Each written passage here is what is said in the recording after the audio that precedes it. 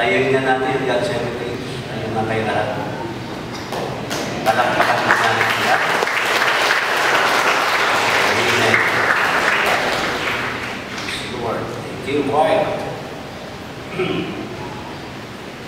So, salamat din. Kasama natin si Kuya. Amen. Sabi ka sa kapatid ni Kuya, kakalimutan ko rin ang kapatid niya, pero hindi siya. Amen. Praise the Lord. Yan before, yung Mr. and Mrs. Lopez, Mr. Lopez, kasama mo natin ngayon. So, masaya po ako, araw-araw po masaya ako. Na natutunan ko po maging masaya sa oras na ako'y malungkot. Mahirap po pag-aralan yun, pero napapag-aralan. Kaya sabi ng Bible mga kapatid, rejoice evermore. Ay, hindi ka naman pwede mag-rejoice talaga, di ba? Kaya darating yung malungkutan eh. Diba? Sa bawat kunting buhok na namadagdag sa akin, nalulungkot ako eh. Pero masaya na rin po ako kasi namumuti lang yan. Yung iba nawawala eh. Amen! At tuloy po mga kapatid, yung lesson po last Sunday, accepting responsibility. Ito po, dapat sa tema na building my life on values that last. Nakita ko po sa Darlene. Ayun nga sa Darlene. Darlene po ay promoted. Ibang tawag na promoted ba yun? Accelerated. Pumaintindihan din namin niya, pero na siya po ay nakagawa ng isang napakaganda po sa kanyang academic, sa kanyang po pag-aaral ng medicine. Amen? Tama ba? Malakpakan natin sa Punta Alin, good prisa po, second place there. Nangangakan sila po ngayon. Nakita niyo lang po sa Facebook, inyo na lamang po i-congratulate. Amen?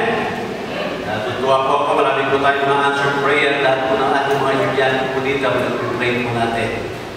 Lahat ng mga negosyante, nag-pray natin. Lahat din ng mga, mga empleyado, nag-pray din po natin.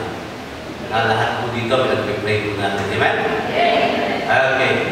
Tayo po muli, ito ba yun? 5:15, accepting responsibility. Ito nga po nakapaloob sa ating tema na building my life on values that last. Ano po, pwede ka magkaroon ng magandang reputasyon, pero kamusta naman yung ating karakter? Amen? Kasi ang mga tao, they always look on what kind of reputation we have. Pero ang ating Panginoon, they always look at our heart, sa ating puso, at doon po nakikita yung ating karakter. Sabi nga dito po, babasahin ko, isang talata lamang, see then that you walk circumspectly, not as fools, but as wise. At ingat nga kayong lubos kung paano kayo lumakad, huwag gaya ng mga mamang, kundi gaya ng marunong. Lagi pong tanong, sino ba yung mamang at sino ba yung marunong? Hindi po lahat ng marunong, mga kapatid, ay may alam. Amen? Hindi naman lahat ng mamang ay hindi marunong. Kaya tayo po, sabi ng Bible, tayo po, mga nagsitanggap kay Kristo, ay naging mamang para kay Kristo. Tayo po manalangin, pagpagpala ng Diyos, salamat po. Pagkakabasa niyo po salita, salamat din sa mga awit, na-awit po Panginoon. Alam namin, ang naman ay tinataas ang iyong pangalan. Kaya sa pagkakataon ito, Panginoon, kami po ibigin na naman ang patupay ng Banal na Espiritu po, na siya ang kumilos sa puso at isipan ng bawat isa. Gamitin mo po ang inyong pong lingkod, Panginoon, na siya mag-aatid ng inyong mensahe. Ikaw, Panginoon, kung siyang maitaas, itago mo po ako sa likod ng inyong pong krus, Panginoon, at ang inyong pong dugo, ang siyang makita po namin, patuloy na nagliligtas po ng mga kaluluwa po sa aming pong kalagitnaan. Kaya, Panginoon, puri ka po namin ito yung aming hiniling sa pangalan ni Jesus. Amen. Ano po tayo? Sabi nga natin na nakaraan, what is the greatest ability? Sabi ko nga, the greatest ability is responsibility. Yan po, kung natin kakalimutan yan. That yung responsibility is the ability to respond to life.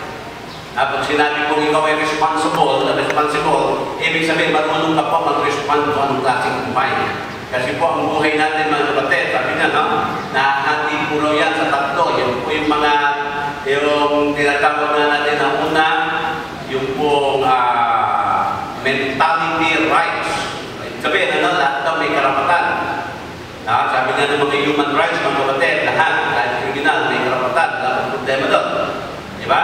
Yung nga lang po mga kapatid, puro po karapatan na lang, at lahat may karapatan, kaya pag ako'y natutok ng tao, karapatan ko yun. Nga lang, siyempre, karapatan din na maininanda po. Meron po tayong mga criminal rights, computer rights, mga kapatid, animal rights, na mas matindi. Diba? Sabi nga sa inyo, kung yung pong isasampay, yung pusa, lagot kayo sa animal rights. Ito po, review na lang, ang una. Tapos meron po itatawag tayo ng victim mentality. Sa panahon po natin ngayon, laging pag sinabi kasing biktima ka, hindi ka may kasalanan. Lahat kasalanan ng iba. Diba? Kasi biktima ka lamang. So, ang gagawin mo po, i-blame mo lang yung ibang tao. Kaya pag nagpunta ka ng Saudi Arabia, ikaw ay nakasagasa doon, ng isang Arabo, hindi mo kasalanan ng Arabo na nasagasaan mo. Kasalanan mo. Ganun din, pag ikaw ay nasagasaan sa Middle East, ano po? Hindi sasabihin ng mga Arabo doon, kasalanan mo na nasagasaan kita, hindi. Sasabihin mo nila, kasalanan mo yan kasi nagpunta ka dito. Dahil kung wala ka dito, wala kami makasagasaan. Yan po yung victim, mentality. Ngayon, yung isa pa po na mentality, ito po yung tinatawag naman po natin, mga kapatid, na, saan na ba yun? Wala. Okay. Now, rights mentality, victim mentality, entitlement mentality. Yan po ang mentality na para magsasabi ako ay entitled sa ganito, ako ay dapat binibigyan ng ganito. Para wala ka na, wala kang responsibilidad, lahat dapat ay ibibigay sa iyo. Hindi naman po yun, mga kapatid. Di ba? Kaya, dito, pinapakita po sa atin one of the hardest things na gagawa ng tao, siyempre po, is to accept responsibility. Na tayo po ay dapat makita po natin na meron po tayong responsibilidad. So, why should I live a responsible life? Bakit ba kailangan? Point number one natin last Sunday ay because God is watching you. Amen? Tingnan po natin ulit yung verse. Kasi baka nakalimutan po natin yung verse, Hebrews chapter number 4, verse number 13. 4:13. Sabi dito, neither is there any creature that is not manifest in the sight of God. But all things are naked and open unto the eyes of Him with whom we have to do. So ano ba sinasabi po dito ng Bible? Sabi dito mga kapatid, we are an open book. We are naked in the sight of the Lord. Sabi sabihin, God is watching you. Hindi po tayo pwedeng makapagtago sa ating Panginoon.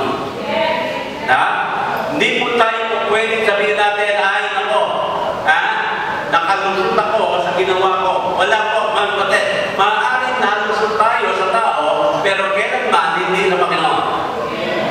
Diba? Kaya everything that you did in secret, mga kapatid, lahat po yan ay alam ng ating Panginoon. Kaya hindi nagpapakita sa atin na we really need to live a responsible life because God is always watching us. Diba? Kaya naman sabi natin niyo, God, alam ng Diyos kung ano yung ginawa mo kahapon, kanina, kahit sa mga oras nito, alam ng Panginoon yan.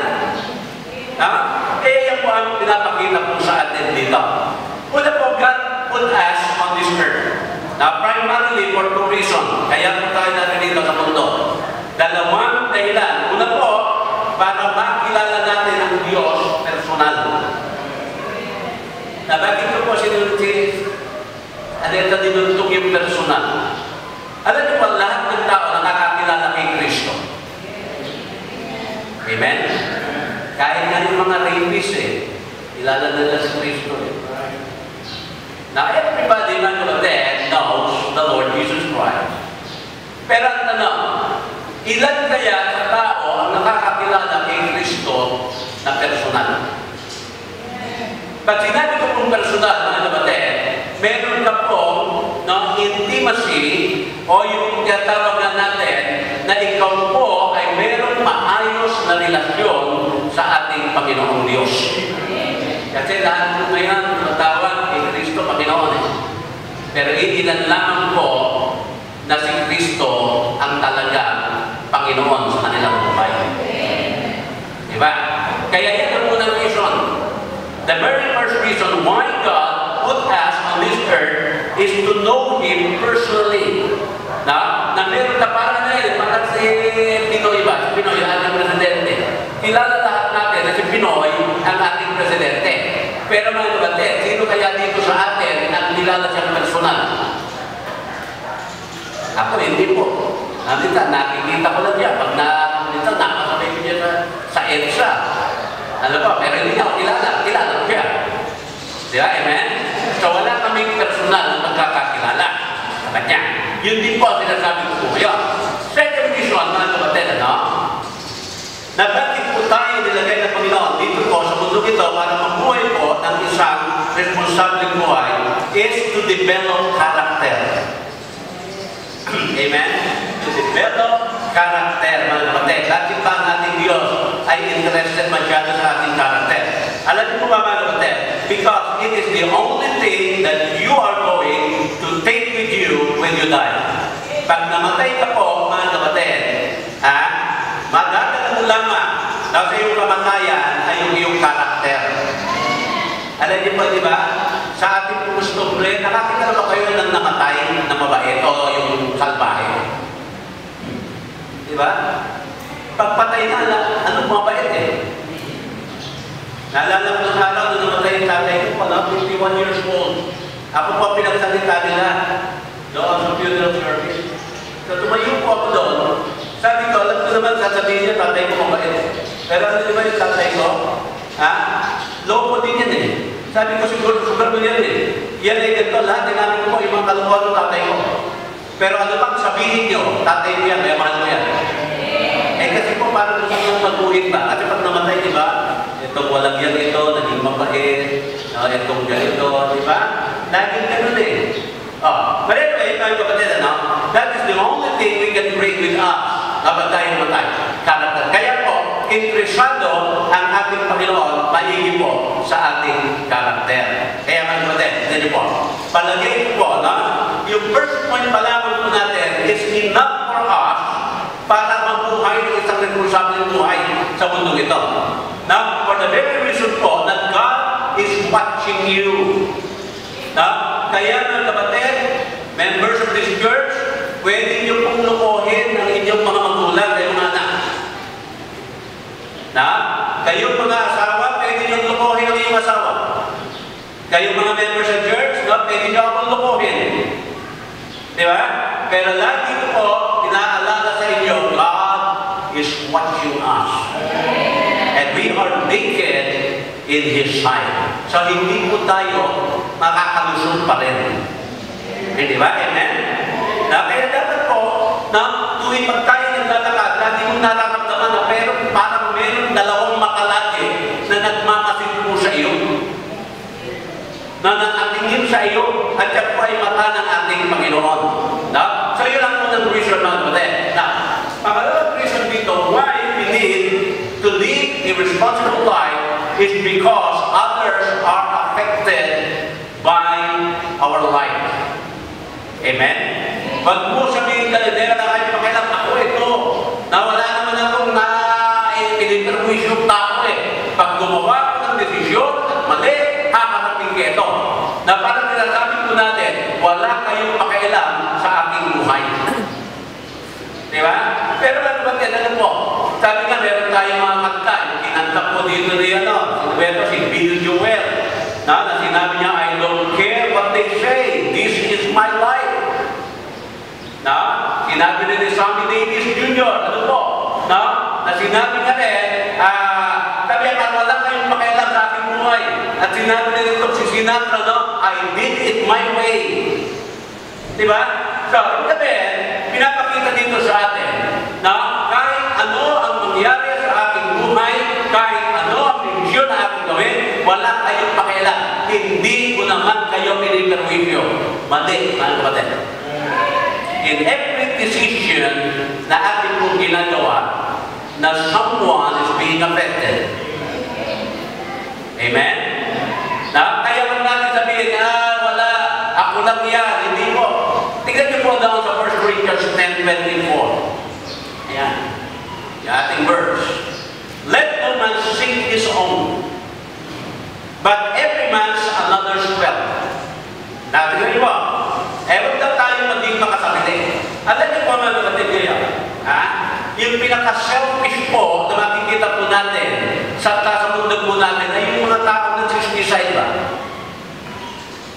Di ba?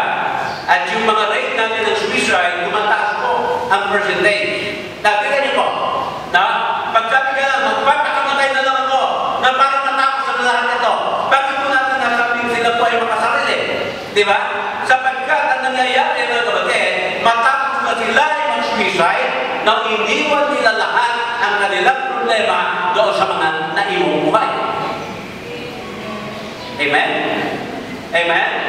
Pero sabihin po, lahat po laging meron na apektuhan na desisyon na mali na ating gagawin. Kaya ako po, na mali ang desisyon ko sa aking relasyon sa asawa, maapektuhan yung buong pamilya. Diba?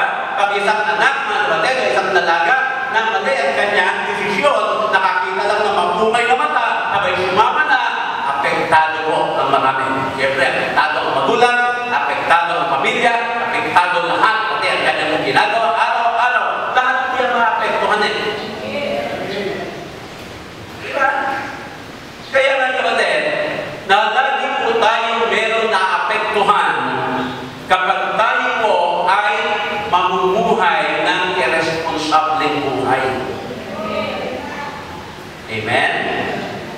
Kaya tingnan niyo po mga kapatid, kailangan wag lang yung sayo, wag lang yung sarili mo at iniisip mo. Amen? Nanong araw, sabi mga po sa inyo, nanong time na nagkakaroon po ng problema yung church.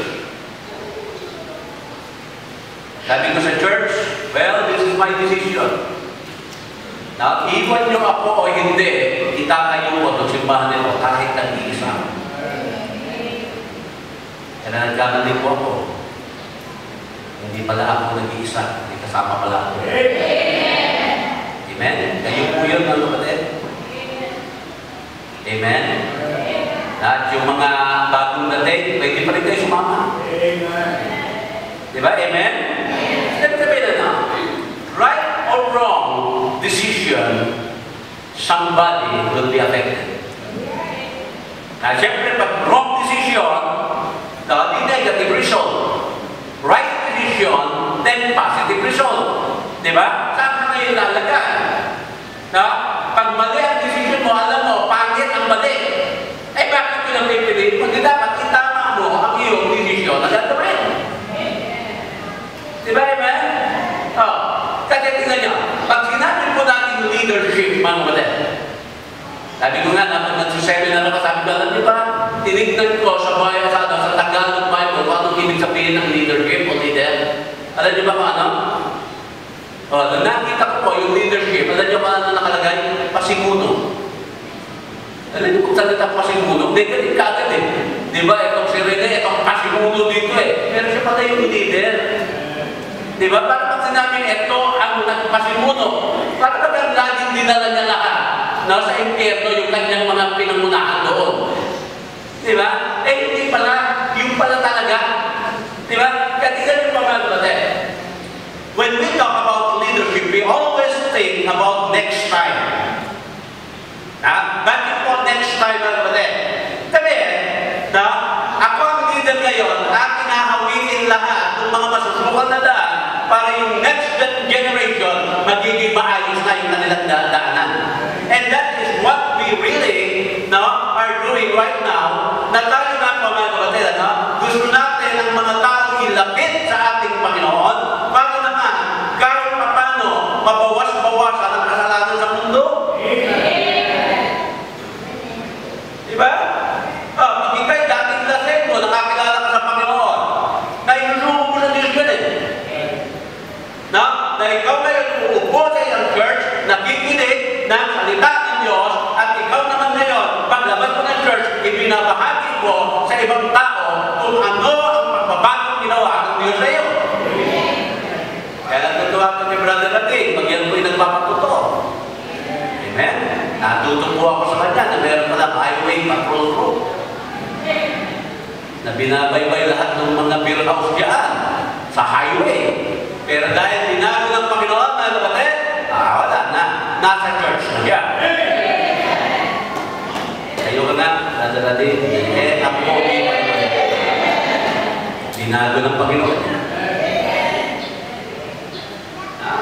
Brother Willie, tayo ka na, Brother Willie. Si Brother Willie po, isang mananampalataya na nakakatuwa. Thank you, no? Nung ating po church pa lang doon sa highway, nung hindi pa nakakakilala sa bahay, doon umiinom yan. Natuwa siya, yung lugar na iniinuman niya dati, naging church natin. Kaya sabi niya, Pastor, hindi ako makapaniwala na babalik ako dito sa lugar nito, hindi na para uminom, kung hindi para sambahin ng Diyos. Pinati ng Diyos. At alam niyo ba, ano pa, pagpapala na nagawa ko, ni Brother Willie, tayo nga, Pastor Katon.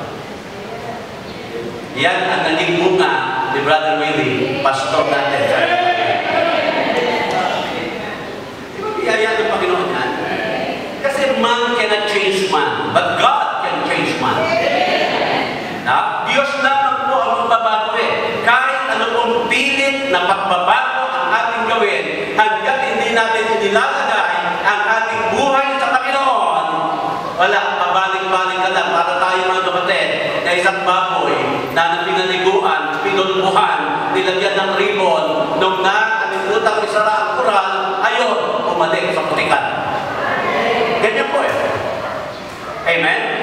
Pero ang buhay po ng Kristo na po, mga kapatid, ito po ang aking ginagarantiyahan sa inyo. Bakit po ginagarantiyahan? Kasi po, nangyari din sa akin. Binago ako ng Diyos eh.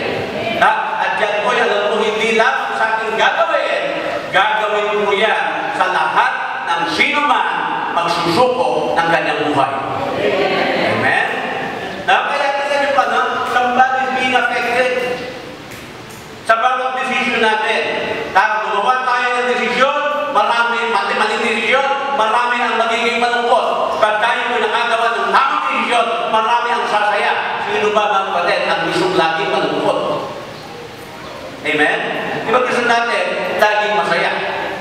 Tama po ba? Okay. Now, pangatlo, mga kapatid dito, why do we need to live a responsible life? Now, I need to be responsible because God rewards it. Amen? God rewards it. Daw po sa ating verse, dito lang, 28, verse number 2. Yan, nandiyo po.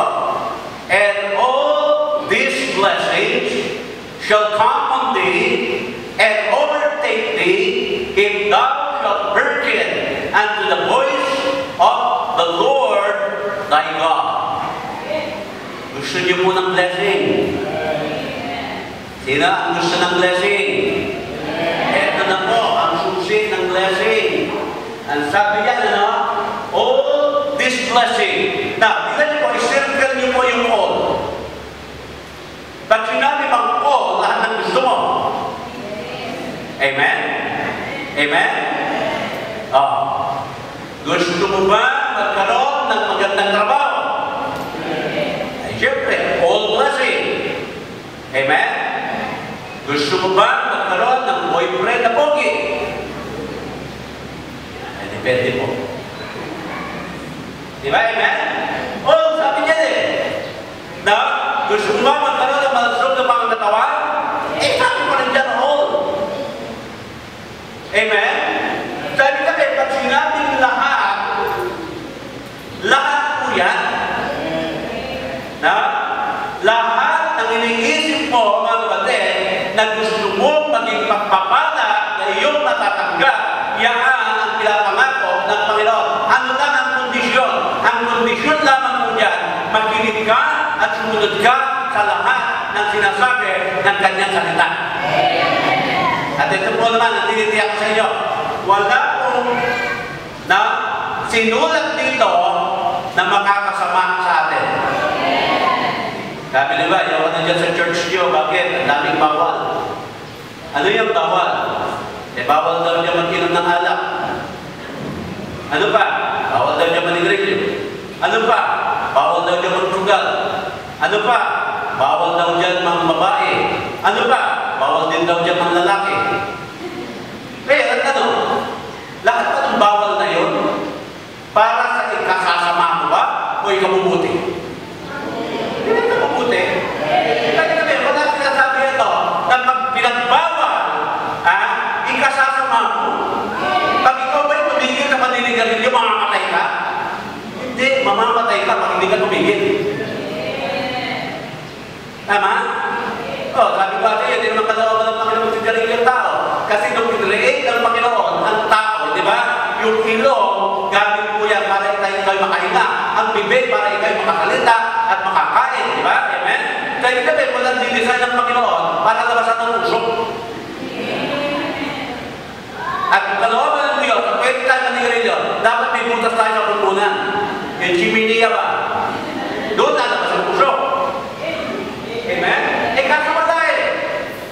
Sabi kami, hindi kalooban ng Diyos. Kaya sinasabi niya, huwag mong sirain ang katawan nito na siyang templo ng banal na Espiritu. So sa madaling sabi, lahat ng sinabi ng Bible po natin, para po sa ating ikabubuti. Kaya sabi gano'n, hearken unto the word, the voice of the Lord, thy God. Yan ang sinasabi ko. At alam niyo po ba ang nakikinig lang sa salita ng Diyos? Ay syempre po, yung bukas na ang kanyang puso sa Panginoon.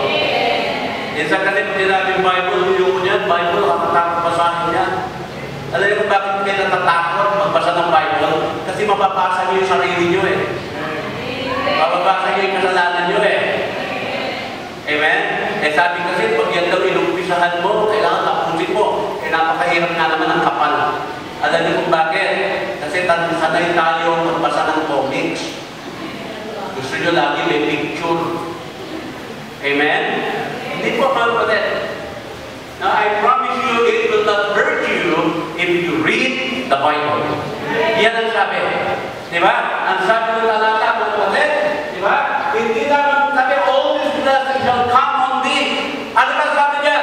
It will overtake thee. Mira, sobra-sobra na yun. No? Para ka tumatakbo ka, hinahabol ka ng magpapala. Parang ayaw mo na ng magpapala, hinahabol ka. At kung inabuta ka, in-overtake ka pa. Amen? Sa kapalan ng sabi, at doon lahat, no? Ang pangako ng ating Panginoon na pag tayo ay nabuhay ng isang responsible living dito po sa mundo po natin na ito. Amen? Okay, ito pa. Matthew 24, verse 29. Matthew 24, verse 29. Immediately, Mabel? 24, 29. 25, 29 pala. Hindi ko pala na yung correct. Okay. For unto one that hath shall be given, and he shall have abundance. But from him that hath not shall be taken away even that which he hath. Okay. Ano ba sinasabi ko rito? Kung ikaw ay namuhay ng responsible na buhay, pagpapalain ka ng Panginoon, at ano yung pagpapalang nasa iyo, dadagdagan pa ng Panginoon niya. Amen? Pero pag hindi ka naging responsible, yung nasa iyo, kukunin ng Panginoon, ibibigay doon sa responsible. Napain mo? Eh, ganun din naman siguro sa trabaho. Kung tatamad-tamad ka sa trabaho, ibibigay sa iba yung promotion na dapat para sa'yo. Tama? Oh. Kaya yan po mga kapatid. Kaya tignan nyo po. Na, pag ikaw naging responsible, lalo ka may blessed sa Panginoon eh. Ito yun yan. If you use your influence well, influence mo natin, you become more influential. Amen? Na? Okay. If you use your possession well, may pera ka, ano po? Then God will provide you more ng mga material na bagay. Kasi nakikita ng Panginoon kung saan mo ginagamit yung material na bagay mo. Kasi sabi ko nga sa inyo mga kapatid, if you wanted to be blessed, then you need to do something that God, or you will give God reason for you to be blessed. Bigyan mo siya ng dahilan para i-bless ka ng Panginoon. Diba? Parang isang anak na masipag yan eh. Diba? Nagwawalis, naglalaban, diba? Okay, mo sabi, man, nagdadala mo sa man. Bigay agad eh. Kasi masipag ka eh. Diba, amen? Oh. Kaya yan po ang pinapakita po dito sa atin. Now, so tatlo po yun mga kapatid, no? Una, God is watching you. Now, somebody is being affected sa ating mga decision na ginagawa. Then God will bless you pag ikaw po ay laging sumusunod at nakikinig sa salita ng ating Panginoon. Okay, now, how can I be a more responsible person? Ito na po. Paano na ako magiging mabubuhay isang responsable na buhay? Number one po, alam niyo ano? By saving money. Mag-impok. Opo. Sino sa atin ang merong savings? Ano yung kasabihan natin? Ubus-ubus biyaya. Bukas, tumama.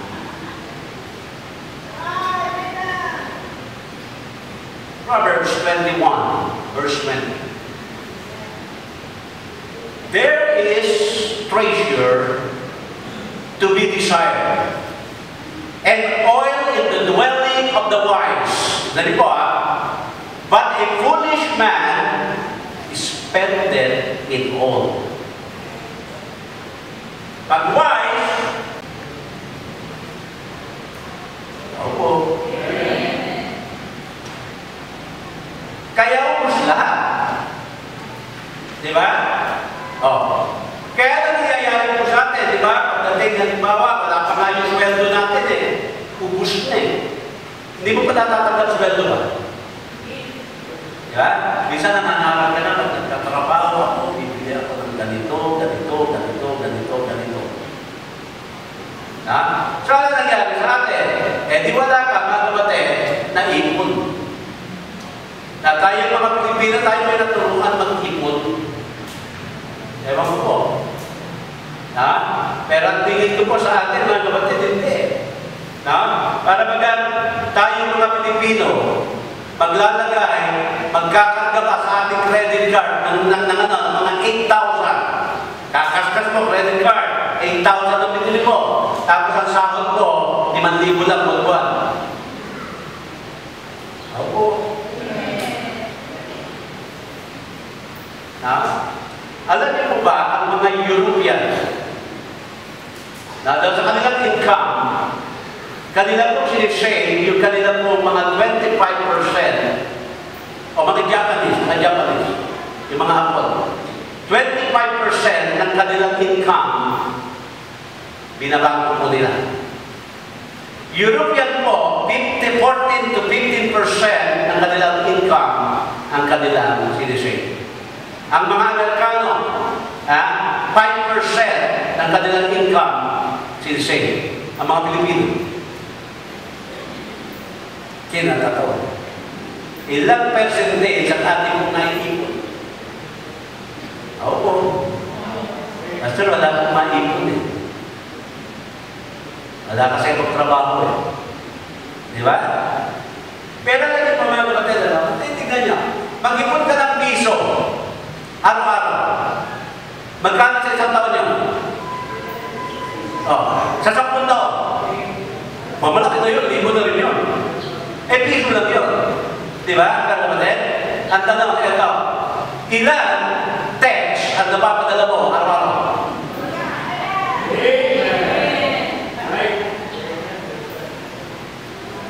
Eh, yun. Sabi ka ng ipon. Nasaan? Sa inbox.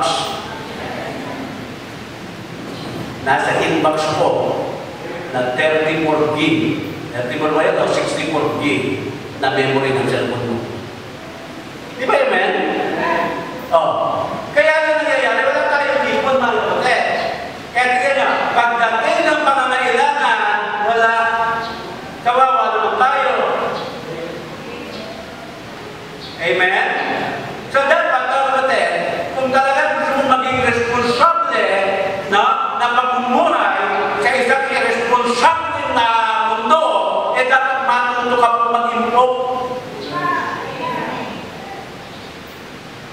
Na hindi yung pagdating ng pera, bago sa cellphone. Na, bago ang kung ano-ano na bago, lahat ang bago. Na, nagkaroon na ng iPhone. iPhone lang muna. Naging 3, naging 4, naging 5, naging 6. Pero hindi po, ewan ko hanggang ngayon naabutin yung iPhone na yun eh. Di ba, amen? Sana nangyari, hindi makapat. Ang araw, meron lang ng cellphone. Pag meron isdadya, pwede mong magpupok eh. Halos kasi laki na ng batuta eh. Kaya wala nag-iisda ng araw. Ngayon lumiit, kaya naayos na. Eh di ba? So wala tayong ipon. Kaya mga kapatid, tignan niya. Ako'y naniniwala, kung ikaw ay makadiyos na tao, eh dapat ayusin din natin ang ating buhay.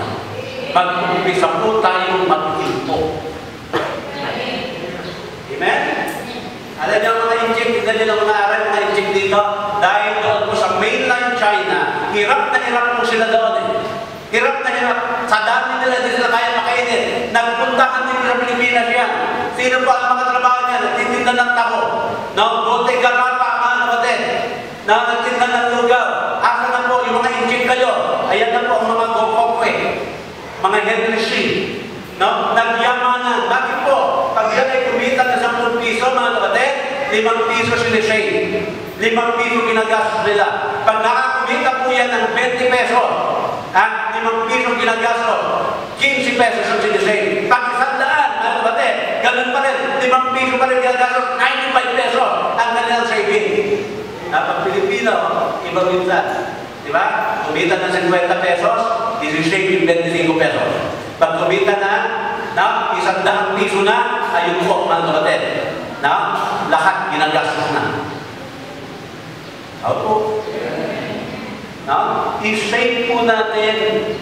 Kaya sabi doon sa Proverbs, tingnan niyo na lang na pag-wise, tingnan niyo, desire and oil in the dwelling place of the wise. But, the foolish man spendeth it all. Amen.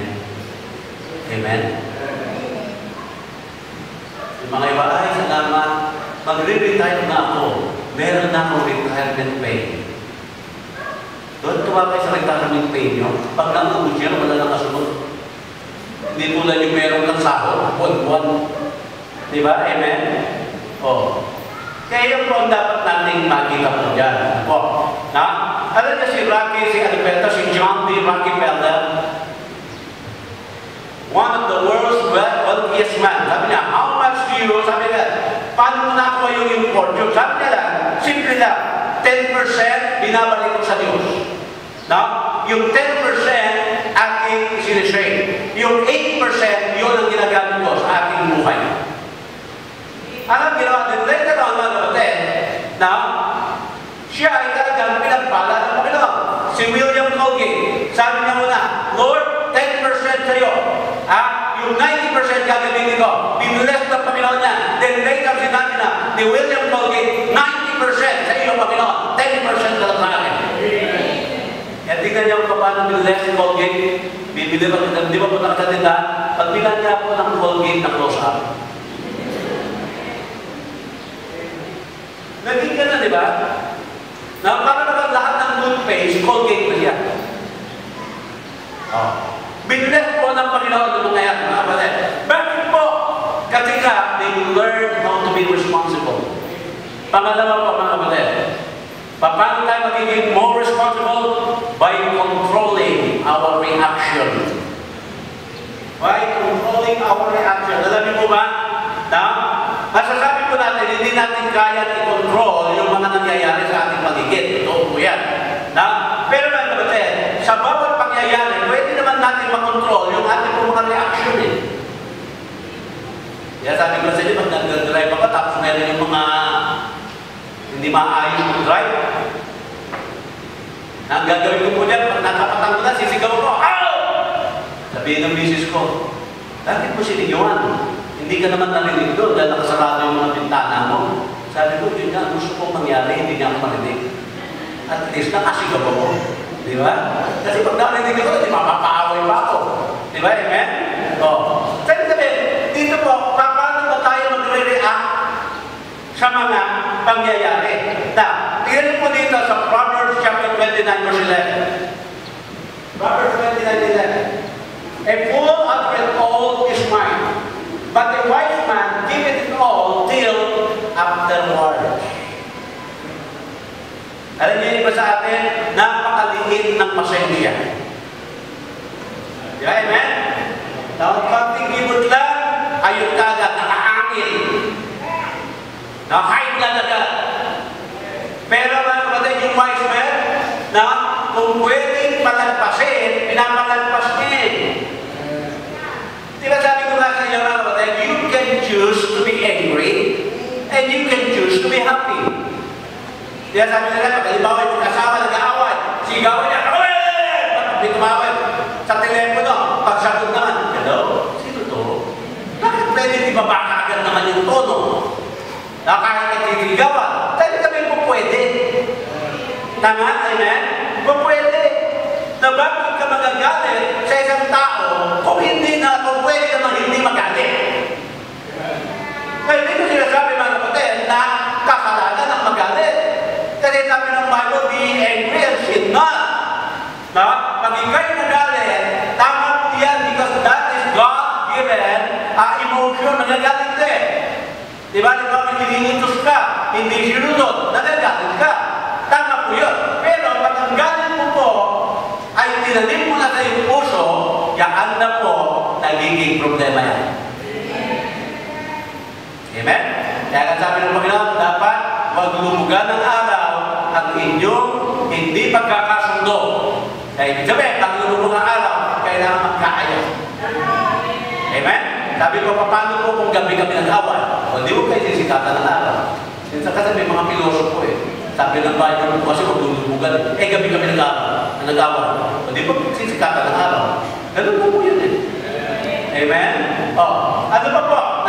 Tingnan niyo po ha, ano ba tayo? Isa pa. Sa Matthew 12:36. Matthew 12:36. Sabi ko dito, but I say unto you, that every idle word that man shall speak, they shall give account thereof in the day of judgment. Ayan. Paano ka kaya magre-react sa mga narinig mo na hindi naman kumpirmado, tapos ikaw ngayon ay mag-chismis na? Oo. Sabi nila, ang mga babae daw, chismosa. Tama po yun kasi babae kayo. Kasi pag lalaki, chismoso. Hindi pwede tawagin yung babae na chismoso. Pero alam niyo ba, mas chismoso ang mga lalaki kaysa babae. Uy, basta pa sa inyo ha. Pagpabato ha. Pero alam niyo ba, mga kapatid, sabi dito sa Bible, yung mga salitang walang kabuluhan, alam niyo ba kung ano yung mga salitang walang kabuluhan? Hindi nyo naman kailangan. Bakit pa rin natin sinasabi? Yung mura. Amen? Amen? Pag ikaw ay nagmura, ba't kami nagmumura? Nagalit ako eh. Hindi ko magalit na hindi nagmumura. Di ba, amen? Ako po nagagalit pero hindi ako nagmumura. Diba? Pag meron po akong taong gusto sabihan masasakit na salita, sasabihan ko. bisa, bukol, pilay. Masasakit na salita yun. Yeah, amen? Oh. Saan sinasabi ko dito kasi? Na lahat ng idle words na ating pong bibig kasi na darating ang araw sa judgment ng ating Panginoon, pagsusulitan natin lahat yan. Amen? Kaya dapat po, yung ating pong mga salita, dapat po nagpapalakas sa mga nakakarinig. Hindi yun, di ba? Pag ay, alam mo, si ganito, pag birakala ko, ang bait doon, ganito pala yan. Ay, oo. Parang, alam mo, mananinig ko na rin yan eh. Nakakonfirma mo lang eh. No? Wala akong mga katulungan na salita yun eh. Di ba? Kaya di na pa pinapakita sa atin. Paano ka mag-react? Yan. Ha? Sabi ka pwede ka mag-react ng tama sa mga sitwasyon na ganoon. Ako. Pangatlo. How can I be more responsible? By guarding my mind. Proverbs, the heart of man that hath understanding seeketh knowledge, but the mouth of fools feedeth on foolishness. Amen? Alam niyo ba lahat dito muna nagre-raise ko? Ang bawat kasalanan nagre-raise ko sa ating isipan. Ha? Kaya sinasabi na po rito, no, you guard your mind. Amen? Now, isa pa, Proverbs 27 verse 3. Proverbs 27 verse 3. A man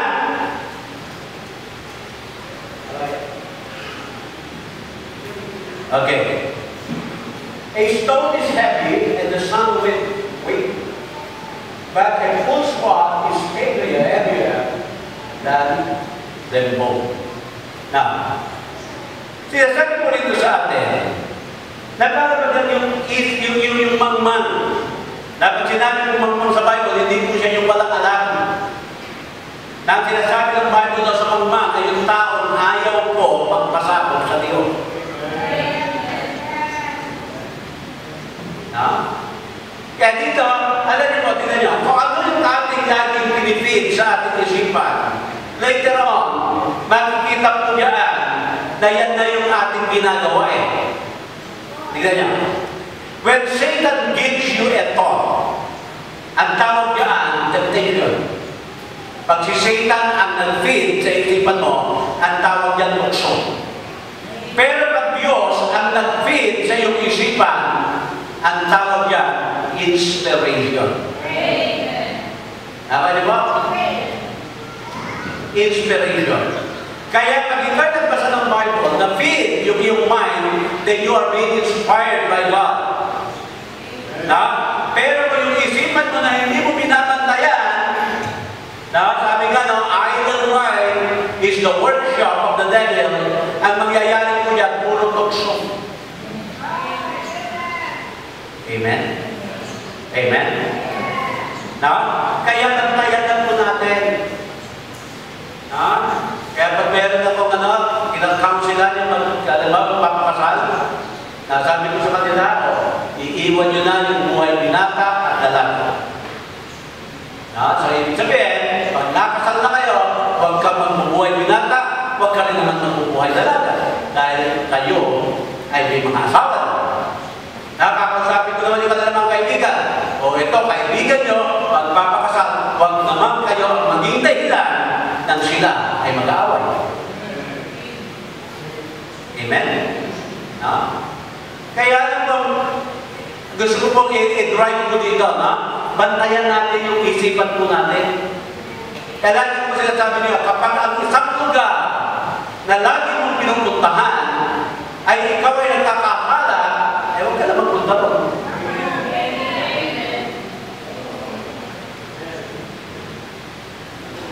Diba? Alam mo lang, sasablay ka doon eh, nagka pumunta doon. Eh, di wag na. Kaya we need to guard our mind, mga kapatid. Tignan niyo po, ha?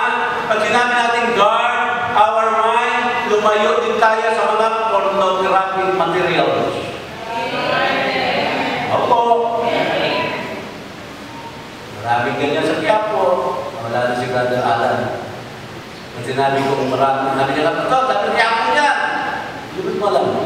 Nadadaanan ko lang po. Diba yung mga DVD? Oh. Amen? O tapos titigil kayo, mga kalalaki, titigil kayo sa mga, yung mga men's magazine.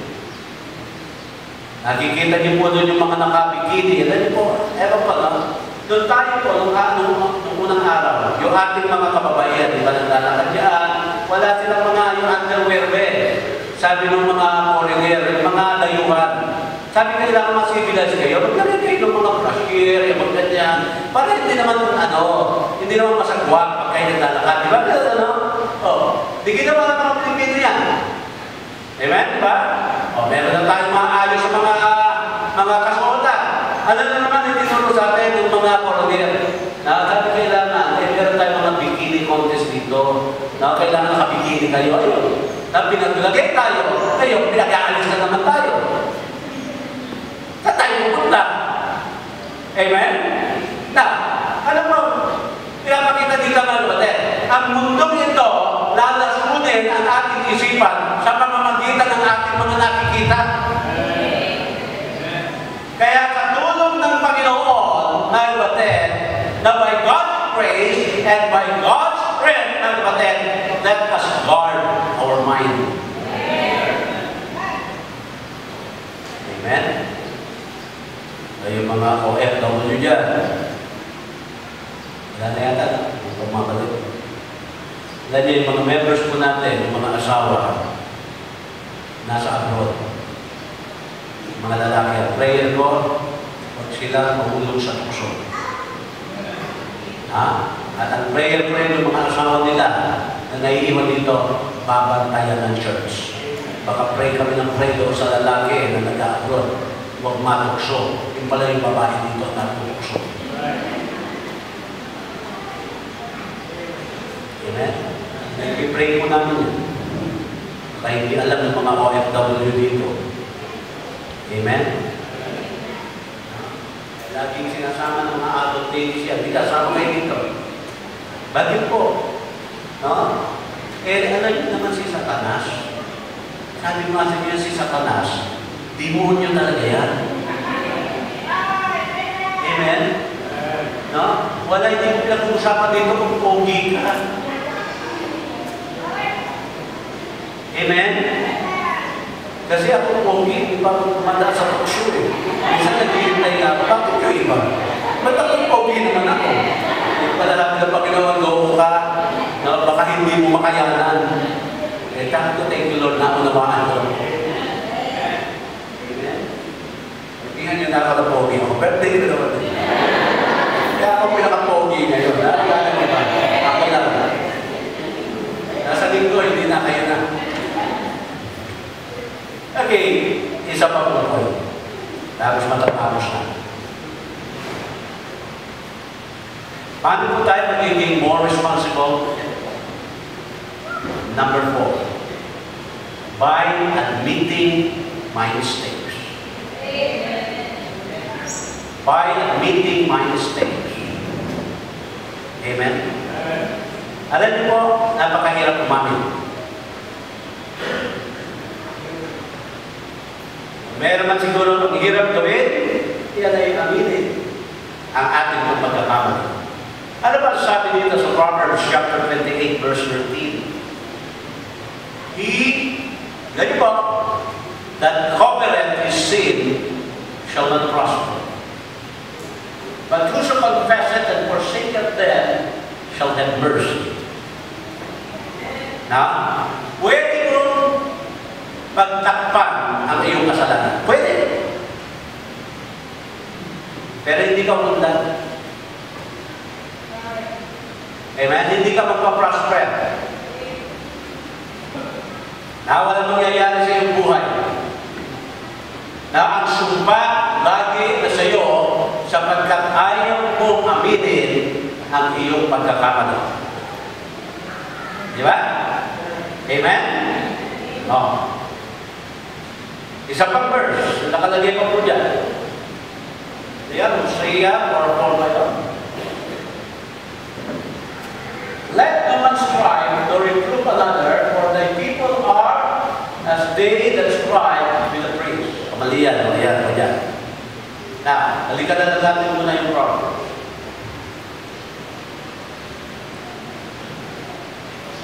Mali ba natin ka dyan? Ha? Dapat alam niyo po, paano ba tayo tatakip ng kasalanan? Alam na mga araw, estudyante pa lang ako. Nakatira po ako doon sa isang boarding house sa Maynila. Tapos yung aming landlady doon ay parang naging nanay ko na. Wala na akong nanay, namatay. So pinapagalitan ako niya, siniserve na ako niya. Ano yung ginagawa ng nanay? Ang nangyayari po dyan, dahil meron po kaming curfew doon boarding house siya. Minsan umuwi ako ng alauna na madaling araw. Meron na akong kausap doon sa loob. Wala pang cellphone ng araw Upo ka lang ng maliit na bato, mabuto yung bintana, buksan na yung pintuan. Yun ang aming text ng araw. So, pag gano'n, ang gagawin, may tagabukas ako. Nalalaman ng aking landlady. Kaya gagawin ko dyan, 5 o'clock pa lang, ng madaling araw, gising na ako. Yung buong dormitory, bubunutin ko po yan. Lahat. Lahat po ng mga tigba, iigiban ko yan, pupunuin ko. Pati nga mga tansa, may tubig. Lahat na pwede paglagyan. Napakalinis yan. Kaya kayo, pag-gising ng aming landlady, sabi niyo, yung linis saan ginawa mo? Nag-exercise lang ng konti. Nasabi ng landlady ko, anong oras ka umuwi ka? Hindi siya sabi, ang ganda nung ginawa mo. Alam niya nga ba pag gano'n ang ginawa ko, meron akong pinagtatakpa na kasalanan. Amen? Sa imbis na reward, ang natanggap, sermon pa rin. Kaya he that covereth his sin shall not prosper. At hanggat hindi ka umaamin, mga kapatid, hindi ka magiging isang responsable tao. Amen? Amen? Kaya sinasabi po rin sa atin, aminin po natin ang kasalanan na ating po natin. Na meron mga tao sa nila, kakalimutan ko na yan, kakalimutan na lang din ang panahon niya. Hindi po. Lalabas at lalabas po yan. Kaya tingnan niya, bakit tayo kailangan mamuhay ng responsable buhay? Number 1, God is watching you. Number 2, meron mga tao maapektuhan. Ano yung number 3? God will reward tayo magiging responsible. Paano na tayo magiging more responsible? Save money. Mag-improve ka. Pangalawa, by controlling my reaction. Pangatlo, guarding my mind. Pang-apat po, admitting my mistake. 1980, na ako po ay umamin na ako ay talagang makasalanan. Sabi ko sa Panginoon, Lord, hindi na po ako makakatakbo sa iyo. Nasukul mo na ako. Kaya noong 1980 po na yun, March 9, 1980, lumudod po ako sa altar na ganito po. Umiiyak, sinasabi ko, Panginoon, patawarin po ako sa aking mga kasalanan. Tinatanggap ko po kayo na maging Panginoon at sarili ko kayo. Yun na po, naging turning point ng aking buhay. Pagdating ng March 2 o April 2, nagsuko ako ng buhay sa Panginoon para maglingkod sa Kanya 100%. Ginamit po ako ng Panginoon. hanggang ngayon. 22 years old po ako nung sumuko sa Panginoon. 57 na po ako ngayon. Ibig sabihin, more than half of my life, naglingkod ako sa Diyos. Hindi ko po pinagsisihan. At kailanman hindi ako magsisisi. At yun ang gusto ko ibahagi sa bawat isa sa inyo. Iba po ang buhay na naging Kristo. Tayo ang natin. Yung tayo. Tayo po'y manalangin. Mapagpala ng Diyos, salamat po sa inyo. Salamat sa aming pong napag-aralan sa mensahe. Salamat, Panginoon. Sa banal na Espiritu mo po, alam namin na sa aming pong kalagitnaan niya, nasabi nga ninyo pong salita, nasa ng dalawa, tatlo, tipon sa inyong pangalan ikaw, ay naroon sa kalagitnaan. Kaya, Panginoon, patuloy na po kami nananalangin sa inyo po ngayon. Una po, naway makita namin ang aming sarili nito. Na kami nga po ay taong nagkaroon ng pagkukulang sa inyo. Taong na minsan ang aming gusto ang siyang nasusunod na dapat ang gusto mo po ang aming sinusunod. Kausapin po Panginoon, bawat isa ko. Naway aming pong tanggapin, aming pong naging pagkakasala sa inyo po. At aming pong hihingin ng kapatawaran kasalanan. Aming po rin tanggapin ang inyong pong pangako na buhay na walang hanggan ang kay Kristo lamang namin matatagpuan. Na ang buhay na walang hanggan na ito isang pangako na anumang oras kami po ay mawalan na ng buhay dito sa mundo nito. Ang aming kaluluwa ay uuwi na po dyan sa inyong tahan. Hindi dahil sa aming mga ginawa, kundi dahil sa ginawa ni Kristo para bigyan kami ng katiyakan ng namin. Ilusin mo po ang bawat puso ngayon. At dito nga po sa altar, na po yung umaga. Manalangin mo sa inyo. Mga Panginoon ay aking iniling sa pangalan ni Jesus. Habang lahat ang po ng kapatid,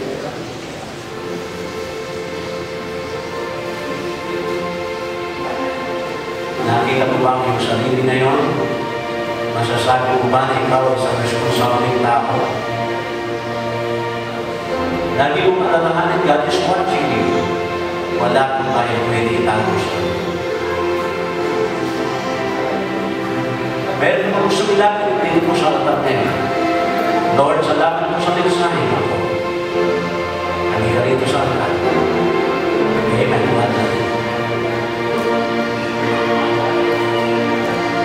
Gusto mo bang tanggapin si Kristo ngayon sa iyong puso? Halika dito, Sarah. Lord, gusto ko mapagtagumpayan ang aking sarili. Dito po sa area na ito, ako po ay mahina. Gusto ko po mangako sa inyo ngayon na ikaw tumulong sa akin sa pagbabago ng aking pong gagawin. Halika dito, Sarah. Halika po kayo. We are going to pray for you. Meron kang problema ngayon, dali mo dito sa altar. Manalangin ka sa Panginoon. Sabihin mo sa Panginoon, hindi ko na po kaya, Panginoon. Ikaw na po ang tumulong sa akin. Dito sa altar mo, gawin niya, pananalangin na yan. Halika dito sa altar. Kaya,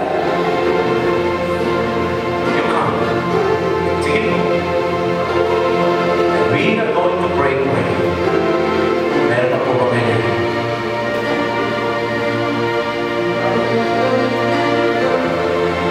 Meron kang gusto hihingin ng tawad ng kasalanan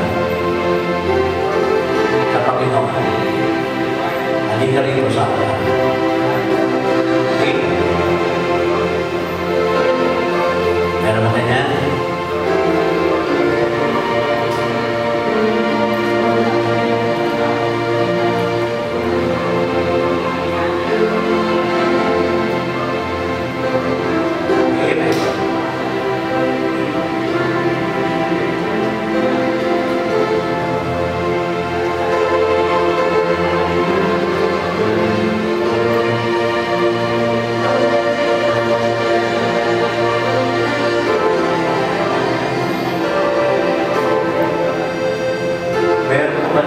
dati gusto mo magkami Kristo. Gusto mo niyang anyayahan at pumasok sa iyong puso.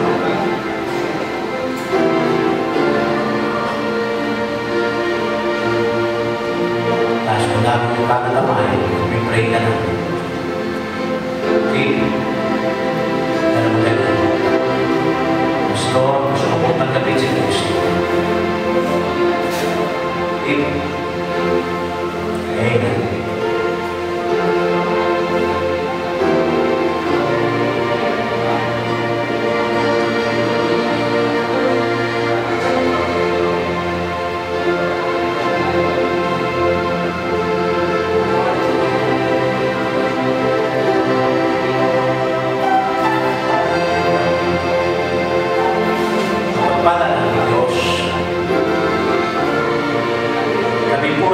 Malapit sa iyong pagkakulo.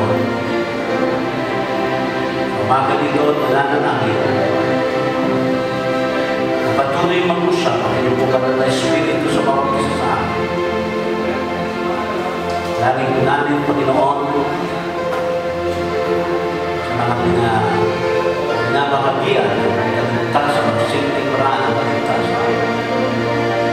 Naway mo sa buong nagandunso at isip. Napong tanggapin kayo bilang Panginoon sa iyong mga kaligtas.